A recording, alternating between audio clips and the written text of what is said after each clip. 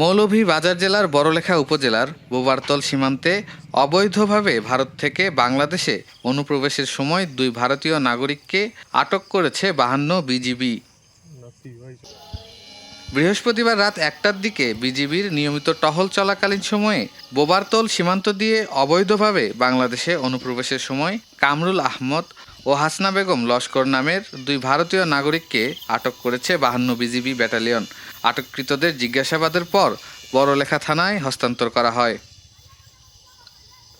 52 BGB ব্যাটালিয়নের অধিনায়ক lieutenant colonel Ataur Rahman Sujan জানান, সীমান্তে যে কোনো ধরনের অপরাধ দমনে বিজিবি তৎপর রয়েছে। টহল ও গোয়েন্দা নজরদারি বাড়ানো হয়েছে যেন কোনো অবৈধ অনুপ্রবেশ না ঘটে এবং মাদক চোরাচালান ও মানব পাচার যাতে না হয়, সেজন্য বিজিবি জিরো টলারেন্স নীতিতে কাজ করছে।